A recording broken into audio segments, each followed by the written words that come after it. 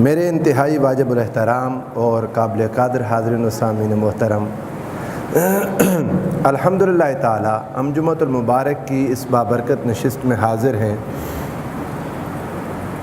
آج 3 صفر المظفر بروز جمعہ آ گئی اور یہ دن، یہ تاریخ سیدنا امام زید بن علی زین العابدین علیہ السلام کا یوم شہادت ہے۔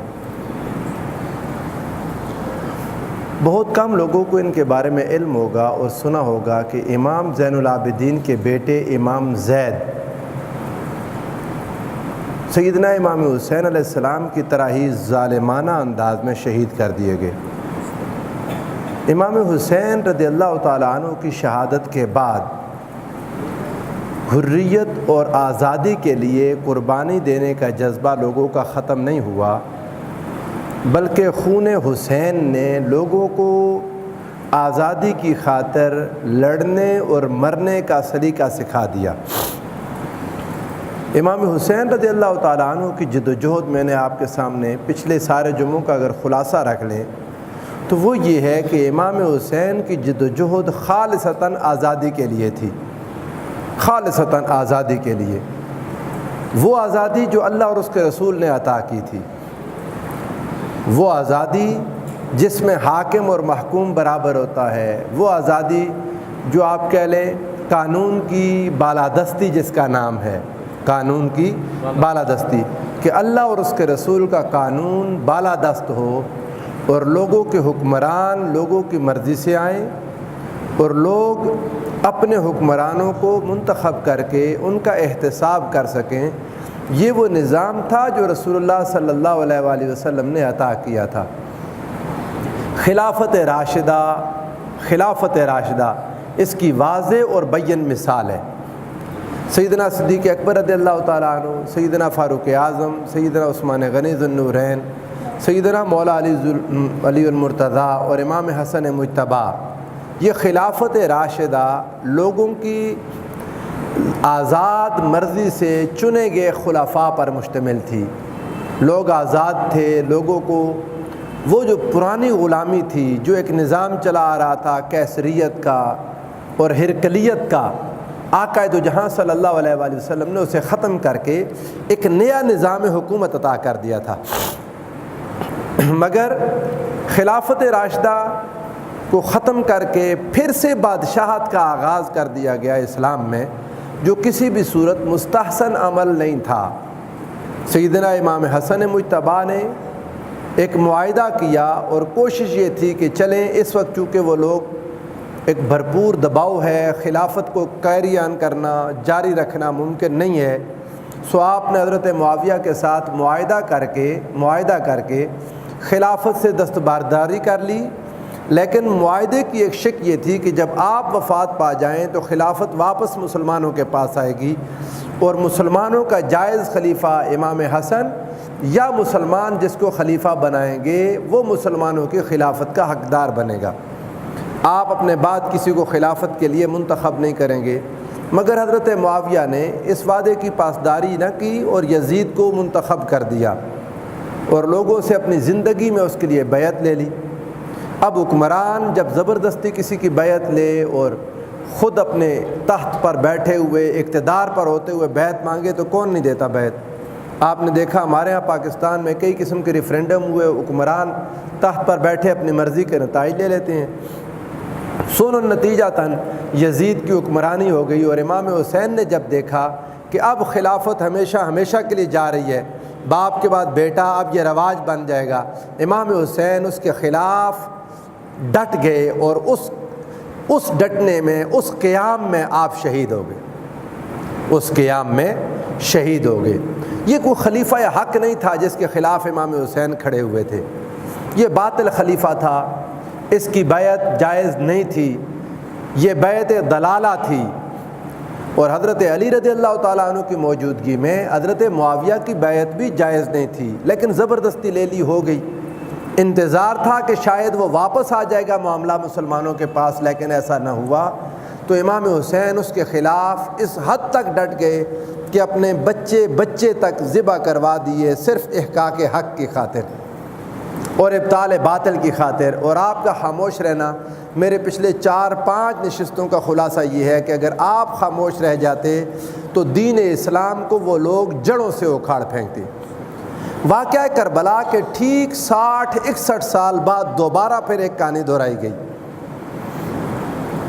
واقعہ کربلا 61 ہجری میں ہوا۔ کتنے سن میں بولے؟ 61 ہجری میں۔ اب 61 کے بعد 122 ہجری میں پھر ایک واقعہ اور ہوا۔ امام زین العابدین رضی اللہ تعالیٰ عنہ، آپ کو پتہ ہے یہ بیمار تھے، کربلا میں بچ گئے، شہید نہیں ہوئے۔ اللہ پاک نے ان کے ذریعے نسل مصطفیٰ صلی اللہ علیہ وآلہ وسلم کو قائم رکھنا تھا۔ وہ امام زین العابدین، ان کے آگے اولاد جو اللہ پاک نے عطا کی، ان میں امام باقر کے بعد ان کے چھوٹے بیٹے امام زید بن علی زین العابدین، امام زید بن علی زین العابدین رضی اللہ تعالیٰ عنہ، آپ نے ایک بار پھر قیام کیا ہشام بن عبد الملک کے خلاف۔ یہاں میں نے ساری تاریخوں کو پڑھا، کتب کو دیکھا۔ امام زید بن علی زین العابدین کے بارے میں ایک لفظ مشہور ہے کہ آپ نے خروج کیا۔ یہ بات درست نہیں ہے۔ خروج تب ہوتا اگر خلیفہ برحق ہوتا۔ وہ سارے خلیفے ایسی باپ کے منتخب کردہ خلیفہ تھے۔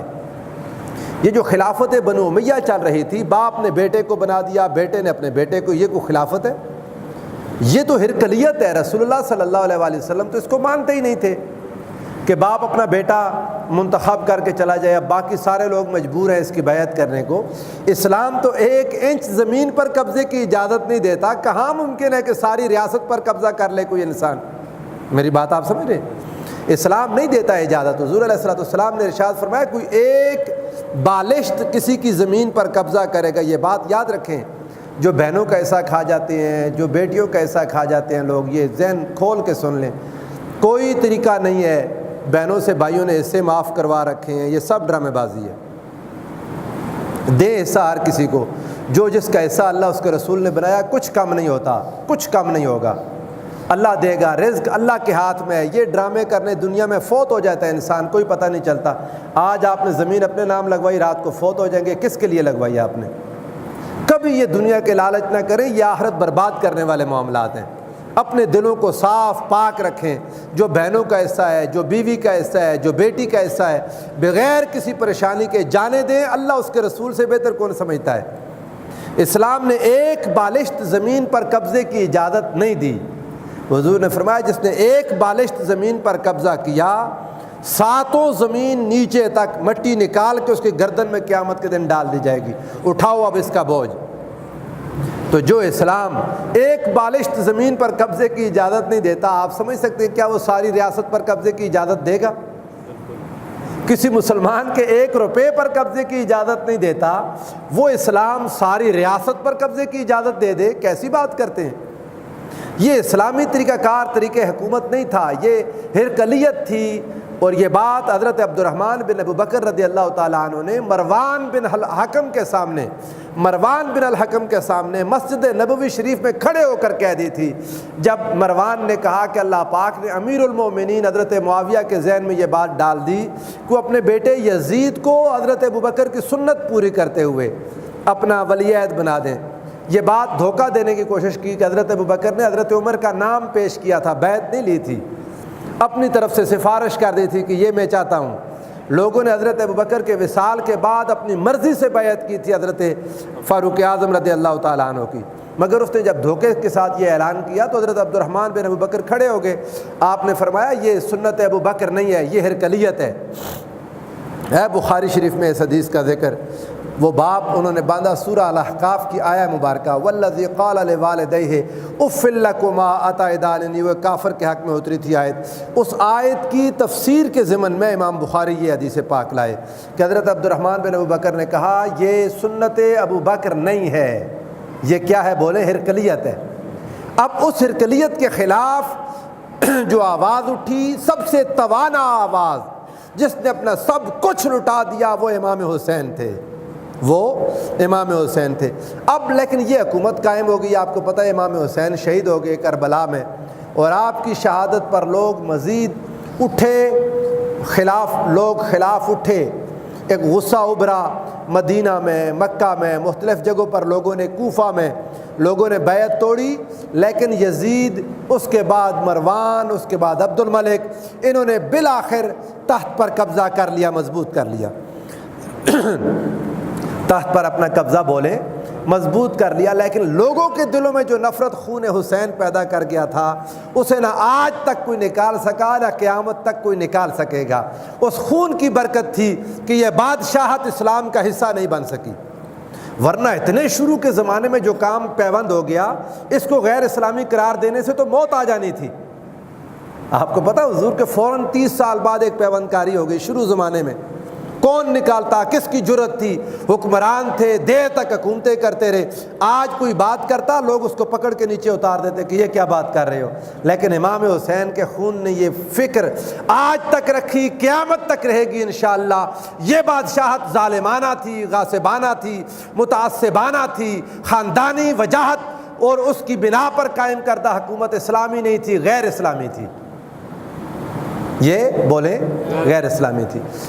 جب امام حسین علیہ السلام شہید ہو گئے تو انہوں نے، وہ تفصیلات میں نہیں جا سکتا، ہر ظلم کا حربہ استعمال کرتے ہوئے، میں نے آپ کو سنایا تھا واقعہ ہرہ بھی سنایا، مکہ مکرمہ کا بھی سنایا، عبداللہ ابن زبیر کی شہادت بھی آپ کے علم میں ہے، بڑے مظالم ہوئے، کئی ظلم کرنے کے بعد انہوں نے اپنی حکومت کو مضبوط کر لیا۔ عبد الملک کے زمانے میں زیادہ مضبوط ہو گئی حکمرانی، کبھی وقت ملا اللہ پاک نے چاہا آئندہ سال انشاءاللہ محرم الحرام تک میری زندگی رہی تو میں ساری آگے وہ جو پورا انہوں نے حکومت قائم کی اس کا کوئی کسی دن تعارف کروا دوں گا اللہ پاک نے چاہا تو انشاءاللہ۔ بعض لوگ کہتے ہیں بہت لمبا بیان کرتے ہیں آپ محرم الحرام کا، یاد رکھیں یہ اسلام کی بنیادی فکر ہے، جس دن لوگوں کو سمجھ آ گئی انہیں پتہ چلے گا امام حسین کی فکر اصل اسلام کی فکر ہے۔ میں زندہ اس لیے ہوں، میں اس لیے بولتا ہوں، اس لیے بیان کرتا ہوں، ہر دل میں حسین کی محبت جاگ جائے اور امام حسین کی فکر ہر سوچ میں شامل ہو جائے، ہر گھر میں حسینی بچے ہوں، امام حسین کی فکر کو لے کے آگے چلیں اور دین مصطفیٰ کی سربلندی کے لیے جد و جہد کریں، دین مصطفیٰ کو سربلند کر دیں۔ اور اگر زندگی میں ممکن نہ ہوا آئندہ نسلوں میں یہ محبت پھیل جائے، اور جب امام مہدی اپنا جھنڈا اٹھائیں اللہ کرے ہماری اولادیں امام مہدی کے ہراول دستے میں شامل ہو جائیں، امام مہدی کی ہراول دستے میں شامل ہو جائیں اور جد و جہد کریں اللہ کے دین کی خاطر۔ امام حسین رضی اللہ تعالیٰ عنہ نے یہ فکر عطا کر دی تھی، اور اس فکر کو لے کے بعد میں لوگ اٹھتے رہے۔ جو سب سے بڑا نام جو اٹھا وہ امام زید بن علی زین العابدین کا تھا، جو امام حسین کے پوتے تھے، جو امام حسین کے بولے پوتے تھے۔ بہت کم لوگوں نے سنا ہوگا، آپ نے کئی لوگوں کے ناموں کے ساتھ زیدی لگا دیکھا ہوگا، کئی اہل تشیع لگاتے ہیں، کئی اہل سنت بھی لگاتے ہیں۔ جو اہل سنت لگاتے ہیں ان کا دعویٰ وہ امام زید شہید علیہ السلام کی اولاد میں سے ہیں۔ اہل تشیع نے ایک اپنا مکتب فکر بنا لیا، جیسے اثنا عشری ہے ایسے ایک انہوں نے مکتب فکر امام زید کے نام پر بنا لیا۔ اہل سنت ان کا احترام کرتے ہیں، ان کی تعلیمات پر احترام اور عمل کرتے ہیں۔ امام زید، یہ جو زیدی اور زیدیہ نام آپ سنتے ہیں وہ ان کی نسبت سے ہے، صحیح غلط درست اس کا میں ذمہ دار نہیں ہوں، لیکن تعارف کروا رہا ہوں۔ وہ اس امام کی نسبت کی وجہ سے لوگ اپنے آپ کو زیدی لکھتے ہیں۔ امام زید یہ کون تھے بولیں؟ امام حسین کے پوتے تھے۔ امام حسین کے بولیں اونچا بولیں نا، امام حسین کے پوتے تھے، براہ راست امام زین العابدین کے بیٹے تھے، امام زین العابدین کے بیٹے تھے۔ جو ائمہ اہل بیت ہوئے ان میں امام باقر کے سگے بھائی تھے، امام زین العابدین کے بیٹے تھے امام باقر، جنہوں نے امامت کے فرائض سر انجام دیے وہ امام باقر تھے، لیکن یہ ان کے سگے بھائی تھے امام زین العابدین کے جو چھوٹے بیٹے امام باقر سے چھوٹے، امام زید بن علی زین العابدین۔ آپ عظیم انسان تھے، تعلیم میں، حکمت میں اور قرآن میں، حدیث میں، عبادت میں، زہد و ورع میں مطلقاً امام حسین کی تصویر تھے، امام حسین کی تصویر تھے۔ اور اتنا کمال تھا آپ کے پاس، امام جعفر الصادق رضی اللہ تعالیٰ عنہ ان کے بھتیجے تھے، امام جعفر صادق، جن کے نام سے جعفری لوگ بعد لکھتے ہیں اپنے نام کے ساتھ، یا پورا ایک سلسلہ وہ فقہ بن گئی، فقہ جعفری جسے کہتے ہیں، اہل تشیع کے ہاں ہے، ہم اہل سنت میں نہیں ہے۔ وہ امام جعفر الصادق علیہ السلام بڑے کمال اہل علم تھے، کمال۔ امام اعظم ابو حنیفہ جیسے لوگ ہمارے امام اعظم ان سے پڑھتے رہے، ان کے سامنے زانو تلمذ طے کیا۔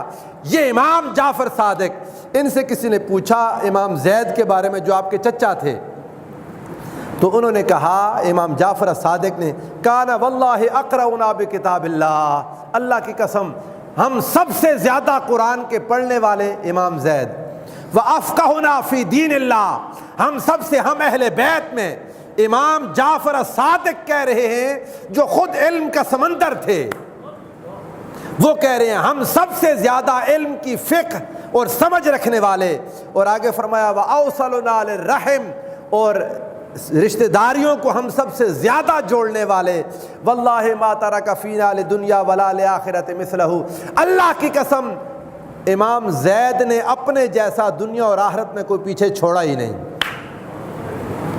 اتنے کمال کے انسان۔ امام شعبی رضی اللہ تعالیٰ عنہ، یہ عظیم محدث ہیں، ہمارے تمام صحاح ستہ جو 6 حدیث کی کتابیں ہیں، ہر کتاب حدیث ان سے حدیث لیتی ہے، امام شعبی سے، کمال۔ اور انہوں نے حضور کے 10 مبشرہ صحابہ سے ملاقاتیں کی، یعنی افضل التابعین لوگوں میں، بڑے درجے کے تابعین میں، جن کی تمام صحابہ سے ملاقات ہوئی، چند ایام پہلے آ جاتے ہیں تو شاید رسول اللہ کی زیارت ہو جاتی، اتنے درجے کے انسان ہیں۔ اور بڑے بڑے صحابہ ان کے شاگرد تھے، بہت بڑے بڑے صحابہ علم میں بولے ان کے شاگرد تھے، ان کے پاس آ کر بیٹھتے سیکھتے تھے۔ امام شعبی اتنے عالم انسان، آپ فرماتے تھے ما ولدت النساء افضل من زید ابن علی، زید ابن علی سے افضل کسی عورت نے جنا ہی نہیں، ولا افقہ ولا اشجع ولا ازہد، نہ ان سے زیادہ فقیہ، نہ ان سے بڑا شجاع، نہ ان سے بڑا زاہد کسی ماں نے جنا ہی نہیں، اتنے بڑے پائے کے عالم تھے۔ اور امام باقر علیہ السلام، امام باقر آپ کے بھائی تھے آپ سے بڑے، ان سے کسی نے پوچھا کہ امام زید کے بارے میں کیا کہتے ہیں، تو آپ نے فرمایا اپنے چھوٹے بھائی کے بارے میں، امام باقر العلوم، علم کو پھاڑ دینے والے، امام اعظم ابو حنیفہ ان کے بھی شاگرد ہیں، ہمارے امام۔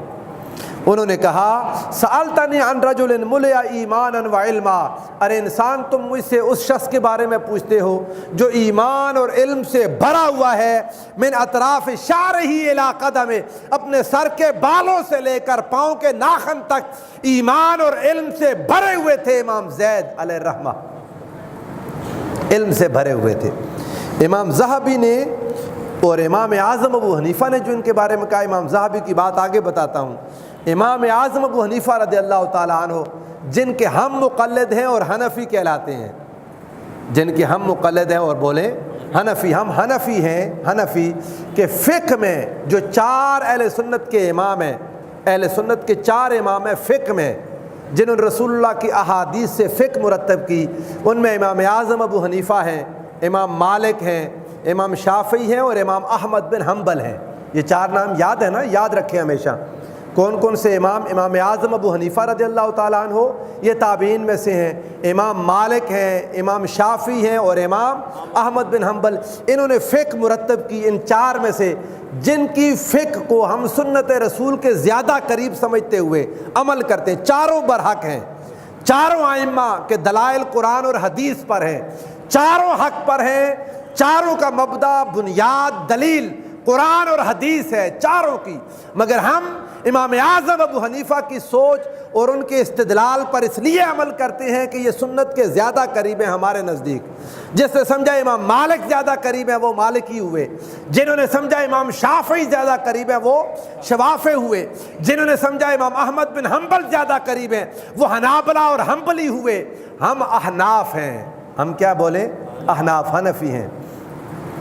تو امام اعظم ابو حنیفہ رضی اللہ تعالیٰ عنہ، آپ نے امام زید رضی اللہ تعالیٰ عنہ کے بارے میں کیا کہا ذرا سنیے گا۔ وہ فرماتے ہیں ما رأیت مثل زید ولا افقہ منہ ولا اعلم منہ، وہ کہتے ہیں میں نے زید کی طرح کا کوئی شخص، لا افقہ منہ، نہ ان کی طرح کا کوئی فقیہ دیکھا، ولا اعلم منہ، نہ ان کی طرح کا کوئی عالم دیکھا، میں نے نہیں دیکھا۔ امام امام اعظم ابو حنیفہ رضی اللہ تعالیٰ عنہ فرما رہے ہیں، اور امام ذہبی سیر و اعلام النبلاء میں ان کا تعارف کرواتے ہیں، وَكَانَ ذَا عِلْمٍ وَجَلَالَةٍ وَصَلَاحٍ، عالم تھے، جلالت والے تھے اور اصلاح کرنے والے تھے امام زید۔ آپ نے جب دیکھا حالات وہی ہیں جن میں سیدنا امام حسین علیہ السلام نے اقدام کیا اور کھڑے ہوئے، امام زید کے دل میں وہی تڑپ تھی جو امام حسین کے دل میں تھی کہ خلافت پھر سے کھڑی ہو جائے۔ میں نے پڑھا لوگ زیادتی کرتے ہیں لکھنے والے کہ اپنے والد کے خون کا بدلہ لینے کھڑے ہو گئے، یہ لوگ بدلے لینے والے نہیں تھے، دلوں کے پاک اور صاف تھے، ان کا بدلہ تو رب ذوالجلال لے گا، کسی نے کیا بدلہ لینا۔ جن کے دل میں تڑپ تھی اس خلافت کی جو ان کے نانا نے قائم کی تھی، رسول اللہ نے اتنی محنت کر کے ایک خلافت دی اور اتنے آرام سے لوگوں نے اسے برباد کر دیا، اتنے آرام سے لوگوں نے سیاست محمدی کو بدل ڈالا، اتنے آرام سے لوگوں نے حضور کی تصور حکومت کو بدل ڈالا، کیسے ممکن ہے؟ اور دنیا میں یاد رکھیں وہی نظام چلتا ہے جس کی سیاسی سرپرستی ہو۔ اسلام کی سیاسی سرپرستی ختم ہونے کا نتیجہ دیکھیں۔ یہ لوگ جانتے تھے، ان کو پتا تھا کہ صاحب کردار لوگ، با کردار، با اخلاق علماء، اگر علم سے شغف رکھنے والے لوگ اگر حکومت سے دور ہوں گے تو خود بہت کمینے لوگ اوپر آ جائیں گے۔ امام حسین اسی وجہ سے جان قربان کر گئے کہ یہ کمینے لوگ، دنی لوگ، گھٹیا لوگ جب تخت پر بیٹھیں گے تو یہ اسلام کو برباد کر کے رکھ دیں گے۔ یہ اسلام کو جیسی سوچ تخت پر ہوتی ہے، یاد رکھیں وہ زمین تک پھیل جاتی ہے، نیچے تک چلی جاتی ہے۔ یہ نہیں ہوتا آپ اپنی نمازیں پڑھتے رہیں، جی کون ہے نماز، وہ جو حکومت کر رہا ہے کرنے دیں، جو مرضی ہے، اس کی سوچ ایک ذہن میں چلی جاتی ہے۔ الناس علی دین ملوکہم، لوگ اپنے بادشاہوں کے دین پر ہوتے ہیں۔ اور امام حسین جانتے تھے اگر یہ شجرہ خبیثہ آگے چل پڑا، باپ کے بعد بیٹے کا رواج، اور لوگ اسے اسلام سمجھ کے قبول کر بیٹھے تو میرے نانا کا دین نہیں بچے گا۔ حسین کا قیام اس لیے تھا، حکومت نہیں چاہتے تھے، حکومت اللہ کے دین کی خاطر چاہتے تھے۔ حکومت بولے اللہ کے دین کی خاطر چاہتے تھے، اللہ کے دین کی خاطر۔ اگر خلافت ہی ہوتی اور لوگ امام حسین کو نہ چنتے تو امام حسین نے کبھی نہیں کھڑا ہونا تھا۔ اگر لوگ اپنی مرضی سے کسی اور کو چن لیتے، میری بات آپ یاد رکھیں، لوگ اپنی مرضی سے کسی اور کی بیعت کر لیتے تو امام حسین کبھی بھی کھڑے نہ ہوتے۔ امام کھڑے اس لیے ہوئے کہ زبردستی تخت مصطفیٰ پر قبضہ ہو گیا، اور یہ قبضہ کتنی بڑی بات تھی کبھی غور کریں۔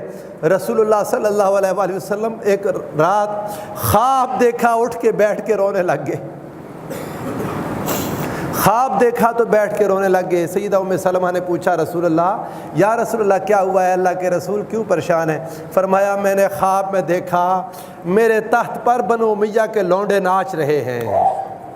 یہ کوئی اگر چھوٹی بات ہوتی تو رسول اللہ کہتے ٹھیک ہے مصلی میرے نواسوں کے پاس ہے، تخت پر بنو امیہ ہے تو تب کیا کوئی بات نہیں۔ رسول اللہ جانتے تھے مصلی والے نمازیں پڑھتے رہیں گے، جو تخت پر ہوں گے غالب ان کی فکر معاشرے میں غالب آ جائے گی، ان کی سوچیں غالب آ جائیں گی۔ حضور نے فرمایا تھا کہ یہ لوگ میرے تخت پر ناچتے، حضور علیہ السلام ڈرتے تھے اس بات سے، حضور ڈرے تھے اس بات سے صلی اللہ علیہ وآلہ وسلم۔ تو امام زید کو پھر وہی درد، امام زین العابدین تو پرسکون رہے، پرسکون کہہ لیں کہ تیار کرتے رہے، لوگوں کو سناتے رہے، خاموش رہے۔ آپ نے جو ظلم دیکھ چکے تھے، امام زین العابدین خواہش کے باوجود خاموشی رکھی۔ شاید اللہ دوبارہ کچھ لوگوں کو ہوش دے، وہ ہوش اور وہ فکر اور وہ جذبہ دوبارہ امام زید شہید علیہ السلام کے حصے میں آیا۔ امام زید جن کا میں نے ابھی آپ کو تعارف کروایا، اتنے درجے کے انسان تھے، اور سن لیں ان کا تعارف بھی رسول اللہ خود کروا کے گئے تھے۔ امام زید کا تعارف یہ سن 72 ہجری میں پیدا ہوئے۔ کب بولیں؟ 72 ہجری میں پیدا ہوئے۔ حضور سرور دو عالم صلی اللہ علیہ وآلہ وسلم کے وصال پاک کے کوئی 61-62 سال بعد پیدا ہوئے۔ سن 72 میں جب پیدا ہوئے، حضور ان کی خبر پہلے دے چکے تھے۔ حضور نبی کریم صلی اللہ علیہ وآلہ وسلم نے ایک بار حضرت زید کو دیکھا، امام سیوطی نے جامع کبیر میں اس کو روایت کیا، اور یہ روایت حضرت حذیفہ بن الیمان رضی اللہ تعالیٰ عنہ سے روایت ہے۔ حضور نبی کریم صلی اللہ سیر و اعلام النبلاء میں امام ذہبی بھی اس کو لائے، اور کئی محدثین، امام ابن عساکر نے بھی اس کو روایت کیا۔ وہ کہتے ہیں ان النبی صلی اللہ تعالیٰ علیہ وسلم نظر یوما الی زید بن حارثہ وبقا، حضور علیہ السلام نے اپنے صحابی زید بن حارثہ کو دیکھا تو حضور رو پڑے۔ اپنے صحابی زید بن حارثہ کو دیکھا تو حضور بولے رو پڑے، آ کر رو پڑے۔ وقالا، اور حضور نے فرمایا المظلوم من اہل بیتی سمی ھذا، میری اہل بیت کے ایک مظلوم کا یہ نام ہوگا، میرے اہل بیت کے ایک مظلوم کا یہ نام ہوگا۔ امام زید بن علی زین العابدین بن حسین بن علی، امام حسین کے پوتے تھے۔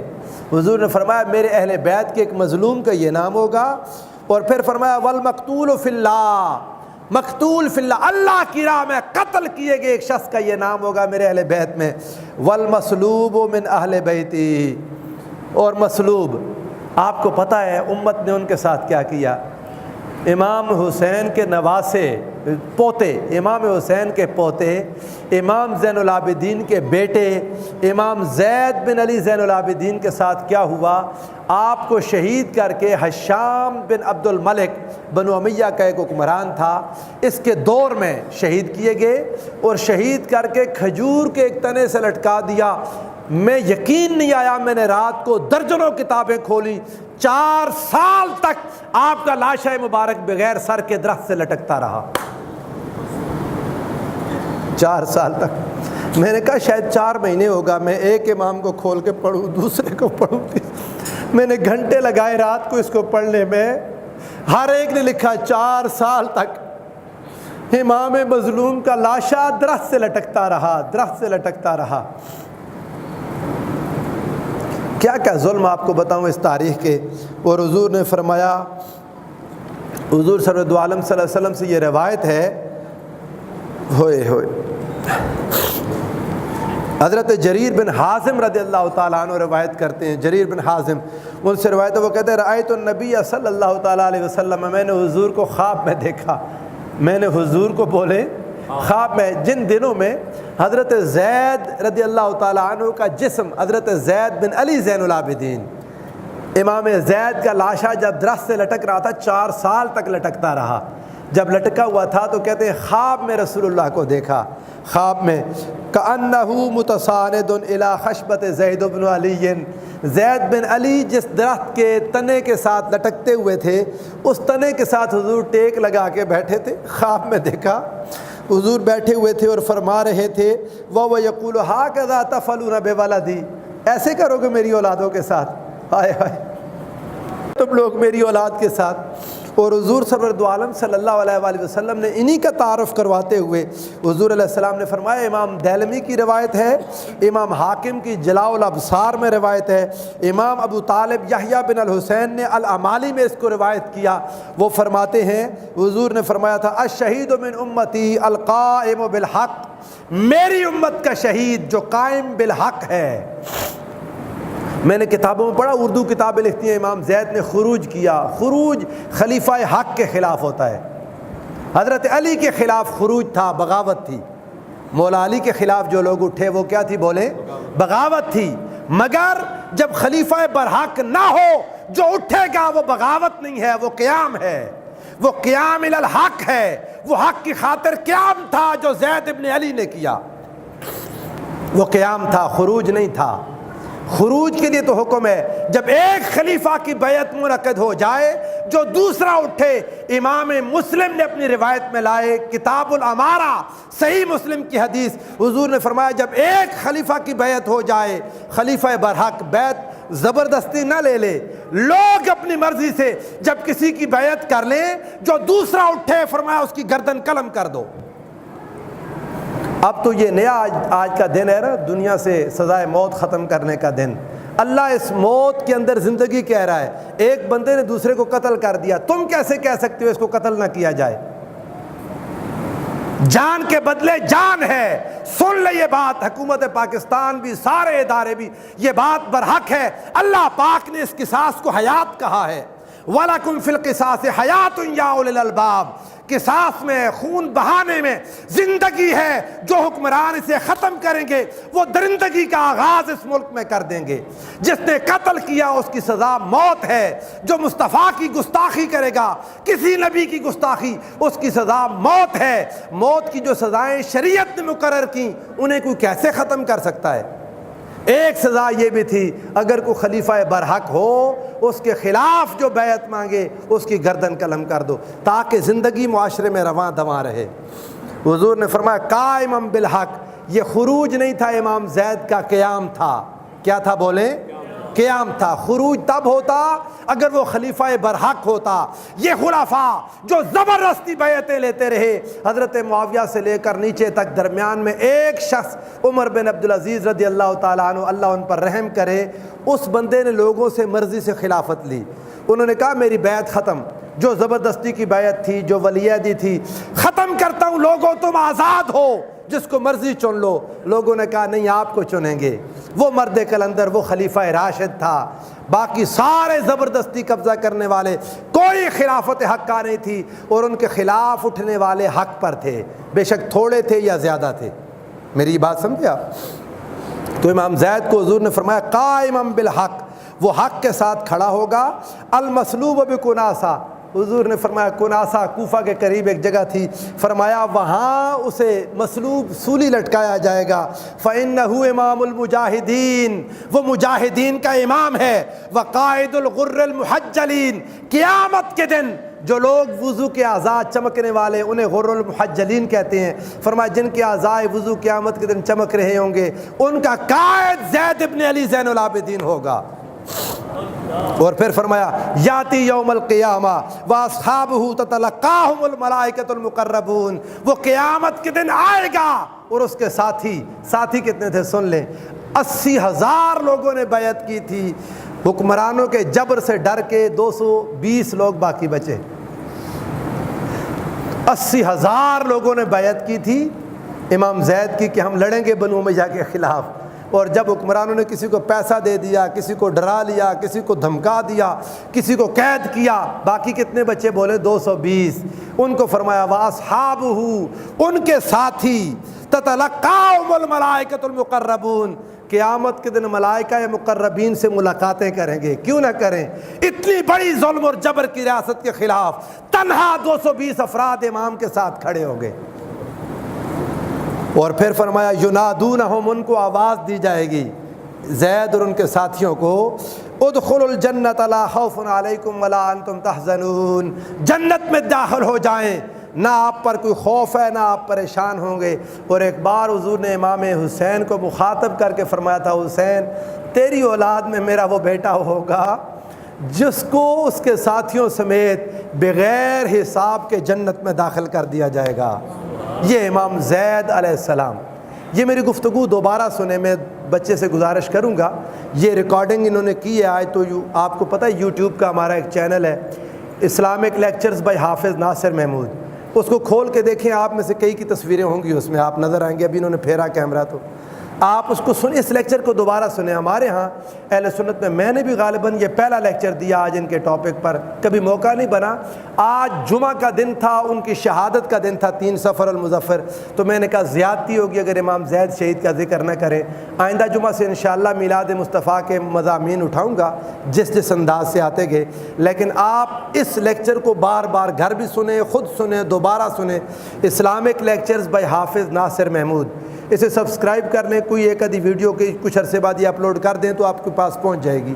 آپ کے جمعہ کے لیکچر ہوتے ہیں، باقی ویڈیوز میں اس میں نہیں بھیجتا، تو اسلامک لیکچرز بائی حافظ ناصر محمود سے اس کو دوبارہ سنیں، یاد کریں، اور آج ممکن ہو شام کو کچھ پکا کے فاتحہ پڑھ کے امام زید شہید علیہ الرحمہ کی روح کو ایصال ثواب کریں کہ ان کی بارگاہ میں ان کے اصحاب میں اللہ کرے ہم بھی شامل ہو جائیں۔